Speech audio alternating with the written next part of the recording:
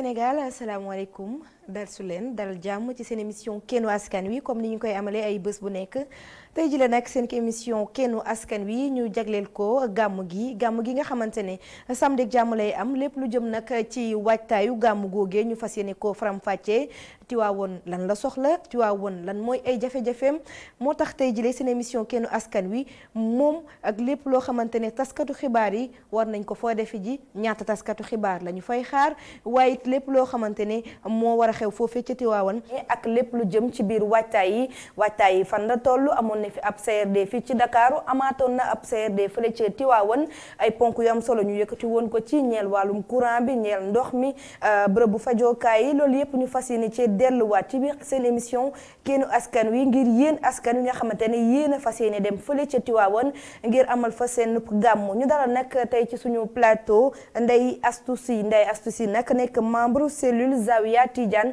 ñu ngi koy nuyu bu baax di ko dalal tamit suñu plateau kennu askan wi.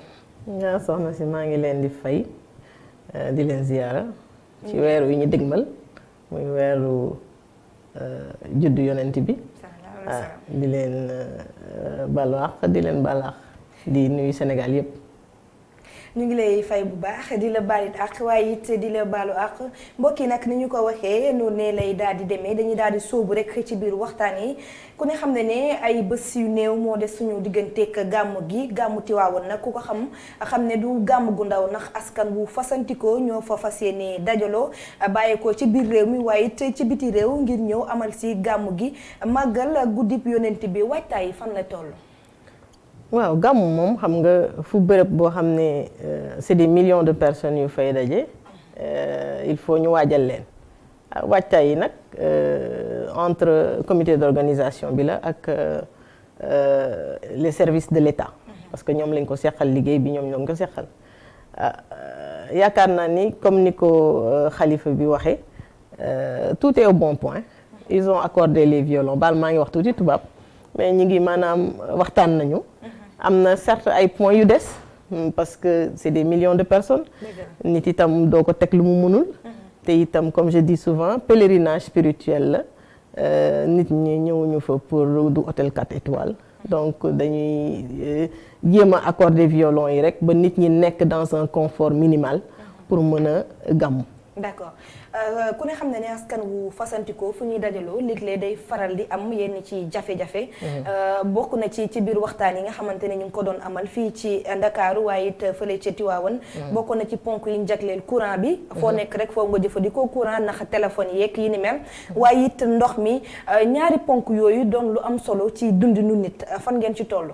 waaw xam nga Tiwaawan moom yàlla dafa def sutura ndox en général duñu fay am problème mu ndox trop parce que aussi c'est une ville avec toutes les infrastructures yi war a am ci ville parce que c'est l'une des premières 4 communes du Sénégal je crois ci li ma yaa dégg donc am na déjà ay infrastructures de base néanmoins dëkk bi dafay yokk bu baax a baax donc SDE am na dañuy def ay branchements yu bees pour dëkkukaay yu bees yi du matales gaa waaye dinañu indi seeni camion citerne du doy parce que nit ñi dañuy bari donc mais ñi ngi def li ñu mën wax dëgg yàlla bu dee wàllu courant nag ñun ci pays sous-développé dañuy jéem a jàppale rek ci ñetti fanu gàmmu yi ndax nit ñi nekk dans de bonnes conditions des fois dina am problème waaye itam waa Senelec wax dëgg yàlla ay jàmbaar lañu fu mu amee problème booy leen wooye ñu ñëw wax dëgg yàlla donc yooyu moom moo pays sous-développement ñoo ànd donc dañuy jéem a jàppale rek ñu nit ñu jéem a muñ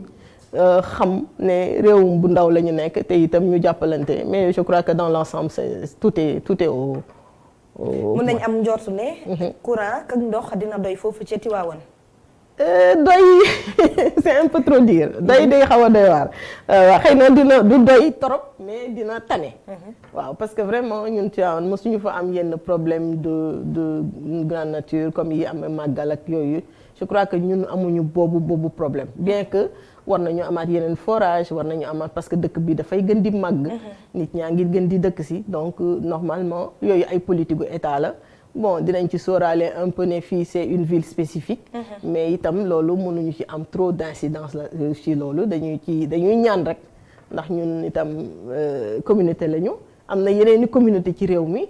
et que Sénégal noonu la demee. d'accord voilà. fu mu toll nii témbee li ngeen doon laaj lan ngeen ci amagum ak lan moo ci des. li ñuy laaj nag dafay bari. bëri na lool sax kenn mënu koo lim. ndax fu ay junni doomi aadama di dajale ay millions yi. ak doomi aadama. waaw mëtees lépp day doon lu xaw a jafe. am na nag loo xamante ne lu munta ñàkk la. wala fu ne lu munta ñàkk foofu mu am. li ngeen di laaj te munta ñàkk fan la tollu jamono ji. waaw li ñuy laaj te munta ñàkk mooy rek wala xam nga ndox ak courant moom bu xasee am. li ci des nit ñi ñoo koy assurer seen bopp. maanaam lekk ak naan ak yooyu moom c'est des choses vraiment primaires. mais ndox mi ak courant bi matale na matalewul. matale na ina woy ne état bi def na lu mu mën parce que itam xëy na loolu la ñu mën ñu nit ci wàllu jàppale ñi ngi leen di jàppale ci li ñuy mën ñi ngi def ay branchement ñi ngi def yu bari mais nit ñi ñooy bari donc ñi ngi sant yàlla. ñun daal bu ñu yokkalee itam ñu jël parce que c'est ce qu'on demande loolu la ñuy laaj état bi. d'accord mais état bi itam mi ngi def li mu mën. d'accord nag ñu ngi leen di koy gërëmee. leneen nit loo xamante ne dañ koy faral doon jooyanti foofu mooy ca Tivaouane muy poste de santé yi nga xamante ne. ñoo nekk ci penk ci. pegg yi noonu lañ ko mën a waxee maanaam ci périphérie yi yéen a ngi ko doon laaj ndax loolees ma des na ndax ci rencontre bu mujj bi am na ay kàddu yoo xamante ne gouverneur yëkkati woon na ko jëm ci wàllum paj bi orthopédiste tamit yéen a ngi ko doon laaj maanaam docteur buy faj ay damm ak ndax yal nañ ci yàlla musal accident léeg-léeg dañu koy faral di gis fu mbooloo di dajaloo ci wàllum dem géeg dikki gi mu nekk wàllum wér-gu-yaram mu doon ponk wu am solo fan ngeen toll it ci loolu. waaw xam nga Tivaouane dëkk buy màgg la. Je crois que xalifa bi muy wax sax c'est dans le cadre général la doon waxee. En général parce que Tivaouane mérite beaucoup plus que ce qu'on a aujourd'hui. Du fait de dafa bari événements religieux yu fay xew day bari oto yu fay ñëw et cetera des fois mu am accident mara détail kenn ñaanu ko yàlla mais des fois mu am. donc moo taxoon xalifa bi insister ci wàllu boobu surtout pajum yaram. mais bon comme dans tout événement religieux. L'armée day ñëw en appoint aussi ce que beaucoup de gens ne savent pas. Parce que man je me rappelle il y a 3-4 ans j'avais fait un accident ci biir gàmmu gi mais bu fa armée bi nekkoon maara day taali tey keneen deneen lañ koy wax donc l'armée day ñëw en appoint. et que en général ñoom ñooy appuyer les structures sanitaires yi fa nekk. donc xam naa ni xalifa bi dafa wax dans un cadre général xam naa ne waxul sax ci wàllu gàmmu gi parce que gàmmu gi bu ñëwee moom. Je crois qu'il y a suffisamment avec l'appui du COSCAS, parce que COSCAS aussi dañu am seen équipe médicale, avec des docteurs qualifiés. COSCAS mooy comité d'organisation moom moo yore wàllu gàmmu gi. donc ñoom dañu am seen équipe médicale. boole kook nag di liggéey en synergie. ak ministère de la santé ak hôpitaux yu structures sanitaires yi fa nekk. donc ci wàllu boobu xëy na xalifa bi muy wax c'est dans un cadre général. dans un cas général mooy en dehors di gàmmu ak événement ya fay xew. voilà c'est ça xew-xew yooyu li nga xamante ne commune bi Tivaouane moom la soxla. voilà moom la soxla. d'accord balaa ñu gën a xuus ci biir waxtaan bi rek dañuy ànd ak waa régie delluwaat ci waxtaan wa nga xamante ne jëwriñ gi ñu dénk kaaraange biir réew mi moom Aly Ngouille Ndiaye amaloon na ko ca biir Tivaouane ku ne xam ne nag modernisation des cités religieuses mu nekk projet boo xamante ne njiitu réew mi soobu woon na ci ca Tivaouane it ñu tàmbali fa liggéey dante sax liggéey bi jeexagul ñu dem ca Tivaouane fekk fa suñu ndaw Isidore Alexandre Sène seetaan yi la fa xewoon ak ndaje ba la fa tukkee dellu soit suñu plateau. pàcc bu nekk nga xam ne moo di gornoor bu Thiès àdduna ci Tivaouane du am benn yoon coupure courant. bu nekkee Sénélec ñoom it mise hors délestage bi bon bien que expérience léegi moom mais par la mais puis mise hors délestage bi moom def nañ ko dinañ indi tamit ñetti groupe électrogène comme ni ko demandé woon parce que indi nañ ko ba pare. ci wàllu wërgu-yaram teel nañu tamit ay matuwaay yu am solo. mais daal mën nañ si ràññee leen fu ñu waxoon juróomi poste prestation fixe ñoom dañ si def 15 fukk ak juróom. ambulance yi tamit dina yokk fi ñu laajoon 40 ñoom dinañ dem sax ba 67 li ñuy mën a jàpp nag moom réalisé nañ ko muy scanner bi xam ne yàgg na nekk loo xam ne Tivaouane doon na ko laaj ci hôpital bi ren moom indi na scanner bi balaa place bi ñu koy def tamit ñu koy def li ñu remarqué tamit mooy que li ñu doon laaj si ay médecins surtout orthopédiste loolu tamit ñu ngi siy liggéey à ministère de la santé pour mën fa affecté orthopédiste voilà gàmmu gi di ñëpp. li des nag mooy xëy na ñetti poste de santé yi nekk ci extension commune bi yooyu lañ doon mën a réaliser fii ak gàmmu. ay fan moo des ñu amal li nga xam ne moo di gàmmu gi nguuru Sénégal ci kàddu ki nga xam ne moo di ministre de l'intérieur de fasalaat na engagement yi nga xam ne de def nañ ko ngir jëmale ko ci Tivaouane. engagement yooyu nag boo gisee réunion bi ni mu gaawee li muy wane rek mooy li nga xam ne li waxoon nañ ko buñ deful lépp déjà def nañ li ci ëpp kon ñu yaakaar ne li ci des ci ay bés gi danañ ko war a mën a mottali. moom Aly Ngouille Ndiaye di woo yeneen service yi ñu gën a baral seen loxo laata fi ak gàmmu gi rek lépp yemb ngir ñi nga xam ne ñoo di pèlerin yi mën a def gàmmu bu mucc ayib. jaajëfal bu baax résident Alexandre Sène gàmm gu mucc ayib moo tax tey ñuy waxtaanee lépp lu jëm ci waajtaay yi mi ngoo ko nga jàngatee waxtaan wi nga xamante ne jëwriñ gi ñu dénk kaaraange bi réew mi Aly Ngouille Ndiaye amaloon na ko ci Tivaouane. waaw xam nga état moom day wax li mu yaakaar ni mën na ko. xëy na sax yéene baa ngi ci mais des fois du lépp la ñuy mën. parce que dafay des fois nga ñëw sur le terrain am ay réalités yoo xam ne xëy na dana la échapper. mais bu amee itam le comité d'organisation bi dafay daal di saisir les autorités compétentes ñoom ñu ñëw jéem a xool nu ñu harmoniser seeni position mënul ñàkk parce que dafa nit ñi dañuy bari mais du lépp la ñuy mëtale. vraiment du lépp surtout en matière d'eau parce que Tivaouane léegi dafa nekk depuis quelques années on voit que le niveau de ndox bi dafay baisser et que dans la journée par exemple il y a pas d'eau. Mais c'est lié peut-être à l'utilisation massive des trucs pression bi dafay wàcc. C'est normal. est-ce que du mu màggaayu dëkk bi ak askan wi ni ñu fa dëkk see léegi moo tax niveau bi di wàcc. Voilà c'est ça et puis en plus pèlerins yi ñëw yooyu yëpp dañ koy sóoraale mais il y a toujours des camions citernes wax dëgg yàlla man damay wax sama expérience. À chaque fois que boo leen ooyee dañuy ñëw solaatal la sa réservoir ba mu fees nga dem. Et à chaque fois que tu les appelles ils viennent donc ils sont en attente de nit yi woo leen du ñëpp nag ñooy am information bi. mais par exemple il y a des comités yoo xam ne boo demee ci ñoom waaw au niveau du COSCAS ñoom boo leen demandé mën nañ la wool par exemple wala nga ñëw feneen ñu wool la ñu indi ndox mi waa sapeurs-pompiers et cetera et ñun je sais pas si au niveau de la résidence. mais tout le temps quand tu les appelles ils viennent donc je crois que xëy na du ñu mëtale lépp. Parce que moyens yi ne suivent pas mais ñu ngi def li ñu mën. d'accord xam naa ne daal jafe-jafe ndox bi du ñàkk tamit bu gàmm gi passé foofu rek ñu xool nu ñuy koy gàggantee déema dindi yooyu les jafe-jafe nga xamante ne en dehors de gàmm gi sax askan wa dëkkee foofu léeg-léeg ñi ngi koy janoon ñu ngi koy wax ba tey ñu desandi ci organisation bi ku wax askan wu takku fu ñuy daje foofu rek ñu mëtal kaaraange gi maanaam sécurité bi ren lan ngeen fay xaarandi ñu yow yàgg nga dund gàmm yàgg nga bokk ci organisation yi chaque année naka ngeen koy dundee ak ren lan ngeen di xaar ci wàllu woowu. sécurité de xam nga moom ñun wax dëgg yàlla du suñu wàllu état la. état mooy assurer sécurité. dinañ ñu jox nag non en plus de la sécurité du COSCAS et yeneen sécurité yi y en a toujours. parce que COSCAS yàlla dogal ne c'est une organisation qui dure depuis 40 ans. ils sont assez aguerris. c'est une organisation de 3000 xam nga 4000 membres. donc aujourd'hui am nañu lu ñuy def am na lu état bi di def. le seul truc que je déplore des fois. c'est que da ngay ñëw jouru gàmmu et tu ne vois pas beaucoup de forces de l'ordre pour des milliers ça m'est arrivé plusieurs fois. takkadeer yi daal du ñu fa bëri. doo leen gis. peut-être que ils sont peut-être ci kër sëriñ si mais li ñu gën a soxla mooy ci tali yi. parce que safaan buy am ci mbedd yi lay am. du ci biir kër sëriñ si.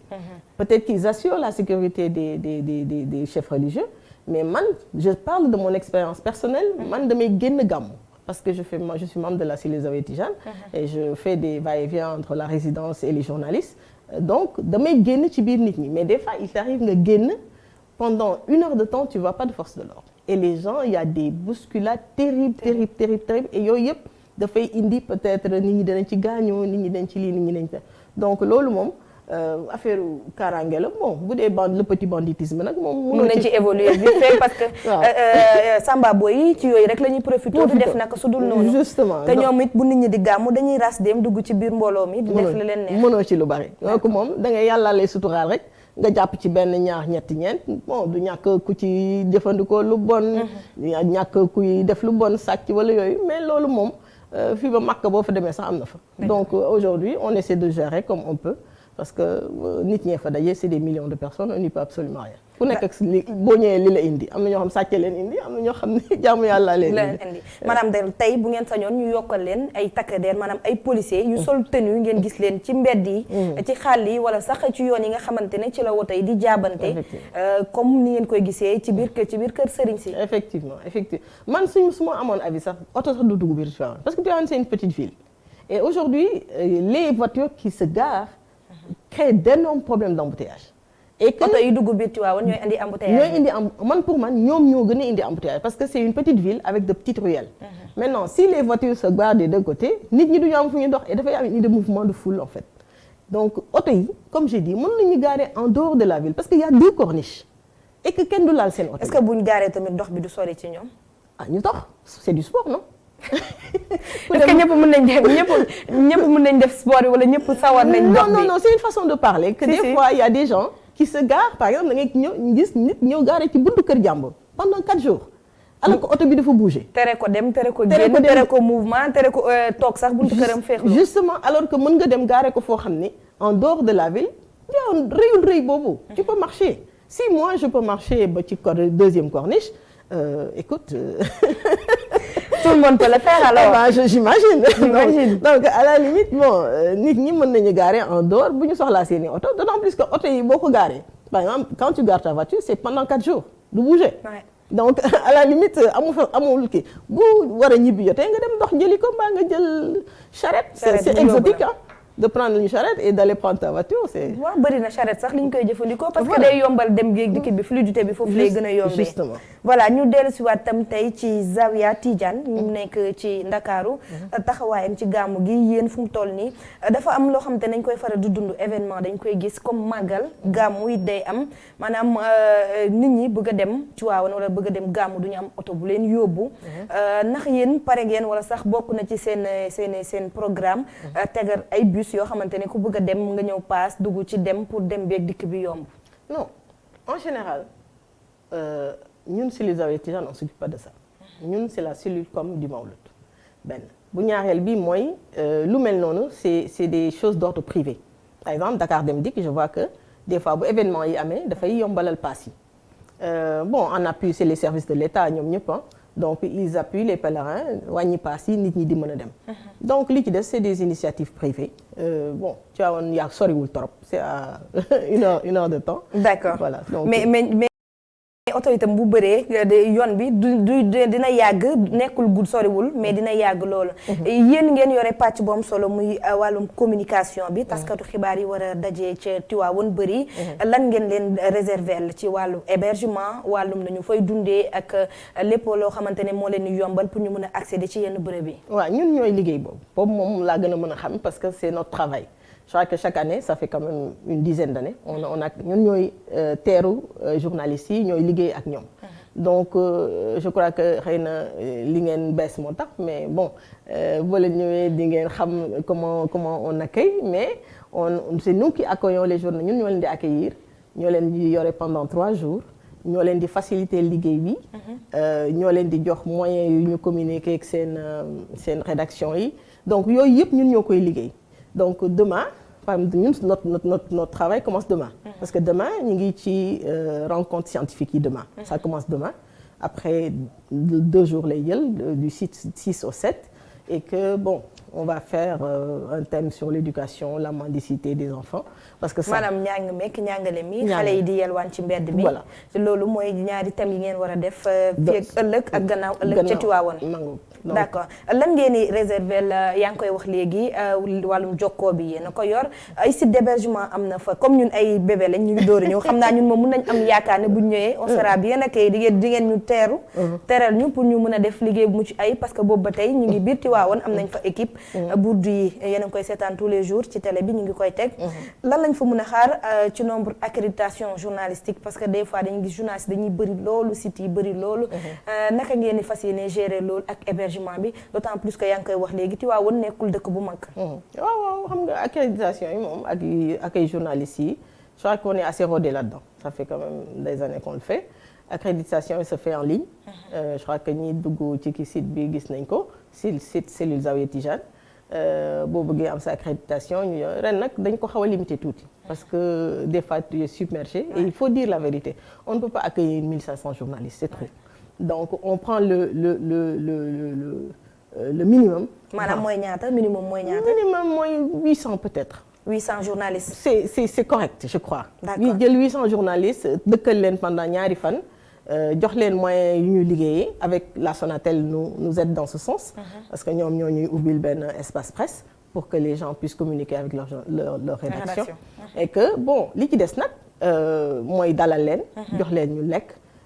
Yombalal leen bu ñu bëggee ku ñu waxtaanal ñu wutal leen ku leen waxtaanal suñu bëggee plateau ñu utal leen ñu leen waxtaanal ñun daal ñoo nekk link entre les oustas et consorts ñoo nekk link avec ñi bëgg a dugg ci biir réception bi et cetera ak biir jàkka yi ku ci am problème rek on a un contact qui est Khadija Diarra qui le fait à merveille et que c'est elle qui coordonne vraiment avec les journalistes lu ñu am problème on est là-bas de façon ci même complexe bi lañu dëkk on se voit tous les jours donc il y a pas de problème. D'accord ndax accréditation bi kese dina la may nga mun a circuler fépp dem def say interview comme ni ñu koy faral di defee dugg ci zawiya yi dugg ci juma yi dugg ci jàkka yi. Bien sûr parce que c'est en accord avec les différentes structures de la maison. Donc boo amee badge presse. Tu peux mais peut-être accréditation bi ça te permet de rentrer ci biir réception bi. Parce que mais xam nga réception aussi on ne peut pas se permettre de prendre tout le monde. Tout le monde y compris les réseaux en ligne et cetera dafay xaw a jaxasoo donc on essaie de trier. li ñu mën a maanaam daal ren segg ngeen bu baax ñi nga xamante ne ñoom ngeen di jox accréditation yi. waaw ak ñi nga xamante ne ñooy am droit dugg ci biir réception yi. dugg ci biir kër Serigne Seck. Voilà non mais di nga am accès seulement ñëpp mënuñu dugg ci biir. Mais am na ay jumtukaay yow xam nga journaliste nga où les gens ne sont pas obligés de rentrer dans la salle donc tu peux prendre ça de dehors soo paree nga diffuser mais li ñu dul mën daal ren mooy ñëpp ñu dugalandoo leen ci salle fii indi toy boy indi désordre te ay kilifa lañu fay recevoir ay ñoo xam ne bokkuñu ci réew mi sax donc il faut vraiment ñu xaw ko canaliser tuuti. D'accord mi ngoog sama mbokk taskatu xibaar yi su fekkee ñëpp jot ngeen a bind ci site en ligne bi nga xam ne su ngeen eggee ci Tivaouane rek da ngeen di jël seen i accréditation pour amal seen nëpp liggéey foofee su weesoo taskatu xibaar yi lépp loo xamante ne site de recasement yi maa ngi la koy laaj wala site d'hébergement yi sax du moins maanaam bërëb yi nga xamante ne fa lañ leen dugal wax nga ma ci logistique bi jàppale bi nga xamante ne yéen a ngi koy am ngir yombalal leen jokkoo bi ak seen i rédaction ak yombalal leen liggéey bi foofu waaye ba tey waxagoo ma nag site de recasement yi ku 800 journalistes quand même du lu ndaw du nombre bu ndaw maanaam juróom ñetti téeméeri journalistes taskatu xibaar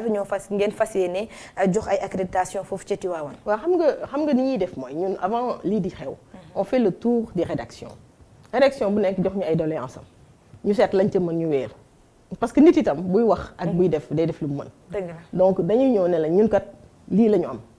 On a tant de chambres pour tant de personnes. ñi am matériel bi nga xam nañ télévision il faut que mu aéré il faut que truc mën nañ leen jox temps et temps ñun moom duñu wax lu ñu mënul et ça tout le monde le sait moi quand je devais dans les rédactions man damay dem donc suñ ma waxee seen i doléances ñun dañuy wax li ñu mën. ñoom ñu waxtaan. ngeen waxtaan ba déggoo ci kàddu. D'accord. Donc ñun daal noonu la ñuy procéder parce que mooy gën a yomb ñu xam ñoom parce que d'habitude les rédactions bu ñu ñëwee dañuy louer seen kër. ñu ci bari dañu am kër boo xam ne vraiment dañ leen ko jagleel ñoom ñoo fay nekkal seen le gros du personnel. Maintenant tout ce qui est technicien et cetera ñi nga xam ne ñu ngi autour des mosquées xam nga ñooñu mënuñu sori. Ils sont obligés d'être à côté. Donc ñooñu on les loge on les trucs mais teewul ne que foofu c'est ouvert hein. Les gens qui sont allés plusieurs fois xam ne c'est ouvert donc on est à la résidence Serigne Mansour Alhaji Mansour Sy. Donc foofu la ñuy dalal journalistes yi donc ñëpp xam nañu les gens se connaissent là-bas et puis. D'accord à part agenda de jour yi muy ñaari conférence yi am na leneen loo xamante ne prévoir ngeen ko foofu. waaw parce que jour noppaliku dafa am un forum populaire. Forum populaire boo xam ne dafa am ñaari parrain ren parrain yi mooy Alhaji Baba Ndiong bu Podor ak Alhaji Daouda Dia bu Mbalaxe parce que ñooñu c'est les compagnons de Cheikh El Hadj Malick. ñoom la àndal ñoom la liggéeyandool parce que liggéey bi aussi benn nit du ko liggéey. Donc il faut moom loolu moo doon stratégie am c'était de décentraliser. Et que ñooñu tey dañ leen di delloo njugal donc waa Podor yi déjà je crois que ñu ngi ci yoon bi. waa mbëllëxe yi moom kenn waxul seen wax parce que Cheikh Hadj Malick am na njaboot bu jigéenam bu nekkoon ci kër ga bu ñu mayoon El Hadj Daouda Dia donc à la limite ren daal dañ leen fas yéene delloo njukkal. d'accord voilà donc bu ñu paree nag daal dem ci gàmmu gi def suñu réception def son et lumière parce que son et lumière baa ngi ñëw chaque année on le fait et c'est apprécié par la jeunesse. donc bu ñu paree rek gàmmu. pare rek gàmmu waaw bu guddee rek ñu gàmmu jërëjëf madame Ndeye Astou Sy ma bàyyi la nga tàggoo ak téléspectateurs yi. ñu ngi leen di sant di leen gërëm vraiment di leen ñaanal yàlla parce que c'est nouveau tout ça et que je crois que xëy na bu déwénee mu gën a màgg. ñu leen di invité yéen ñëpp ci waawoon. incha allah ñu ñëwee gàmmu ñaan taataan mag ñi parce que ñun loolu mooy suñu gàmmu c'est une retraite spirituelle d'une certaine manière donc bu ñu demee tàllal suñuy loxo mag ñi joxaat ñu yóbbal ñu demaat ba déwén. incha allah asalaamaaleykum. asalaamaaleykum wa rahmatulah wa barakaatu mbokk yi tey seen émission Kénu Askan Wi fii lay daal di yem ñu doon waxtaanee lépp lu jëm ci waajtaayu gàmm gi nga xamante ne samedi ak jàmm la ñu koy daal di màggal di guddi bi yonent bi sallallahu alayhi wa sallam ñaan yàlla nag mu bàyyi ñu fi ñu fekkee ko ak jàmm tal ko jaajëfal leen bu baax ñaanal leen fanaanu jàmm di leen jox dig daje ba ëllëg ak jàmm incha allah.